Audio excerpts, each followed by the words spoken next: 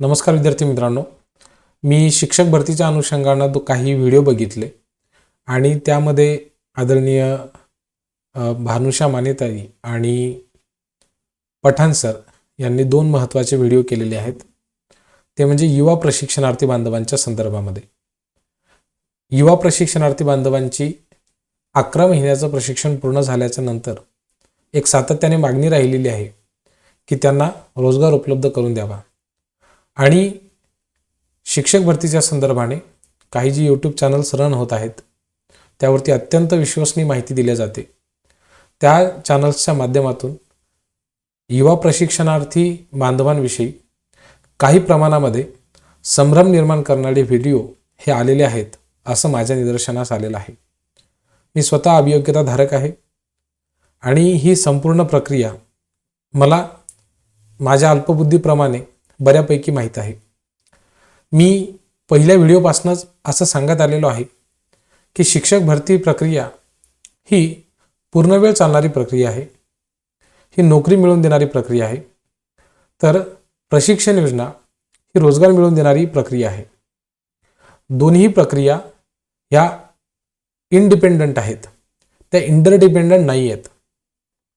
असं असताना देखील प्रशिक्षणार्थी बांधवांचा परिणाम हा मुख्य शिक्षक भरतीवरती होणार नाही हे माहिती असताना देखील काही यूट्यूब चॅनलनी वारंवार जाणीव ठेवून असा भ्रम निर्माण करण्याचा प्रयत्न केलेला आहे की प्रशिक्षणार्थींमुळं अभियोग्यताधारकांचं नुकसान होईल. मुळामध्ये हा भ्रम पसरवणं प्रचंड चुकीचं आहे. दुसरी महत्त्वाची गोष्ट म्हणजे अभियोग्यताधारकांना माझी कळकळीची नम्र विनंती आहे की जर एखाद्या व्यक्तीला पूर्णवेळ शिक्षक व्हायचं असेल तर त्याला TET, CTET, टेट परीक्षा उत्तीर्ण झाल्याच्या नंतर पवित्र पोर्टलवर रजिस्ट्रेशन करून आपल्या मेरिटनुसारच विथ इंटरव्ह्यू, विदाऊट इंटरव्ह्यू या दोन प्रोसेसमधूनच शिक्षक होता येते. या व्यतिरिक्त तिसरी कुठलीही प्रक्रिया नाही आहे. अल्पसंख्याक संस्थेवरती जर एखाद्या विद्यार्थ्याला लागायचं असेल तर सदरहू संस्था ही मुलाखत आयोजित करते. त्या ठिकाणी कुठल्याही पद्धतीचं रोस्टर लागू होत नाही. तेवढे अधिकार अल्पसंख्याक संस्थेला आहेत, परंतु ते सुद्धा एखाद्या प्रशिक्षणार्थी बांधवाची थेट नियुक्ती करू शकत नाहीत. ज्या विद्यार्थ्याकडे योग्य अशी शैक्षणिक अर्हता आहे त्याच विद्यार्थ्यांना ते घेऊ शकतात. हे आपल्याला माहिती असताना देखील प्रशिक्षणार्थी बांधव येतील आणि आपली नोकरी घेतील, त्यांच्यामुळे आमच्या जागा जातील, त्यांच्यामुळे आमच्या नोकरीवरती गदा येईल, त्यांच्यामुळे आमचा मेरिट वाढेल, त्यांना अंशकालीनची मागणी पूर्ण झाली तर त्यांना आरक्षण मिळेल, त्यांना आरक्षण मिळाल्यामुळं आमची नोकरी जाईल, अयोग्य उमेदवार, कमी शिकलेले उमेदवार, ज्यांच्याकडे पात्रताच नाही असे उमेदवार शिक्षक म्हणून लागतील, अशा पद्धतीचा काही लोकांनी जाणून बुजून संभ्रम निर्माण केलेला आहे. हा फक्त आणि फक्त भ्रम आहे, यामध्ये काहीही वास्तविकता नाही. म्हणून माझी सर्व सुज्ञ अभियोग्यताधारकांना कळकळीची नम्र विनंती आहे की कोणत्याही यूट्यूब चॅनलवरती भरोसा ठेवल्यापेक्षा शासनाने वेळोवेळी जे पत्रकं निर्गमित केलेले आहेत ती पत्रकं आपण स्वतः काळजीपूर्वक वाचा. त्यांचा अर्थ काय होतो, त्याचा अन्वय अर्थ काय होतो याकडे स्वतःच्या सत्सग विवेक बुद्धीने बघून त्याचा निष्कर्ष लावण्याचा प्रयत्न करा. आम्ही किंवा तुम्ही आपल्याला सगळ्याच गोष्टी माहीत आहेत या भ्रमामध्ये जर आपण राहिलो तर जगातले सगळे यूट्यूब चॅनलवाले जे आहे तर त्यांच्यासारखं विद्वान कोणीच नसणार आहे. ही गोष्टसुद्धा आपण लक्षात घेतली पाहिजे. परंतु ही वस्तुस्थिती नाही. सगळ्या यूट्यूब चॅनलला सगळंच कळतं आणि ते यूट्यूब चॅनल्स चालवणारे सगळ्यात जास्त हुशार असतात असं जर कुणाचं मत असेल तर ते फार चुकीचं आहे.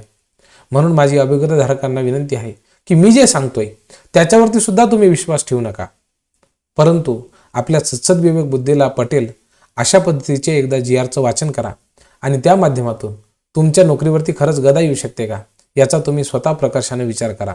असं होणार नाही. या ठिकाणी शिक्षक भरती करणारे जे अधिकारी आहेत ते IAS आहेत. ते अपात्र विद्यार्थ्यांना, ज्यांच्याकडे शैक्षणिक अर्हताच नाही अशा विद्यार्थ्यांना कायमस्वरूपी शिक्षक म्हणून कसे काय घेतील.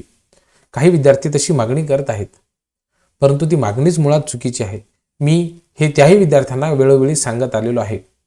त्या योजनेचा हेतू हा रोजगार उपलब्ध करून देण्याचा होता, नोकरी नाही. आणि 11 महिन्याचं प्रशिक्षण हे तुम्ही 9 जुलै 2024 या GR नुसार प्राप्त केलेलं आहे.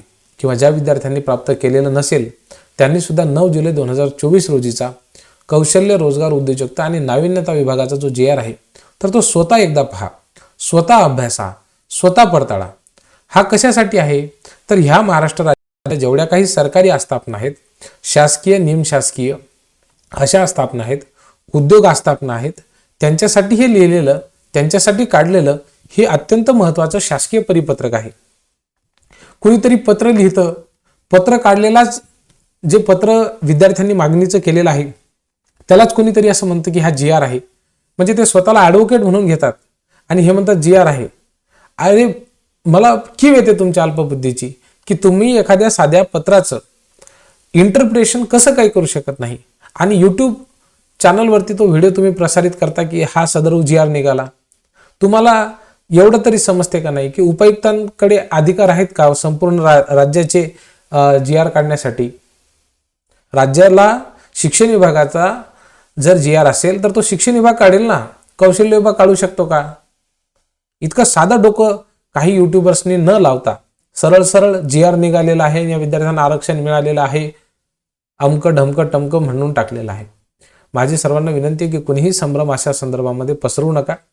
विद्यार्थ्यांमध्ये, अभियोग्यता धारकांमध्ये, प्रशिक्षणार्थींविषयी गैरसमज निर्माण होईल, आकस निर्माण होईल, दुजाभाव निर्माण होईल. अशा प्रकारचं कृत्य कुणीही करू नका अशी मी आपणा सर्वांना हात जोडून नम्र कळकळीची विनंती करतो.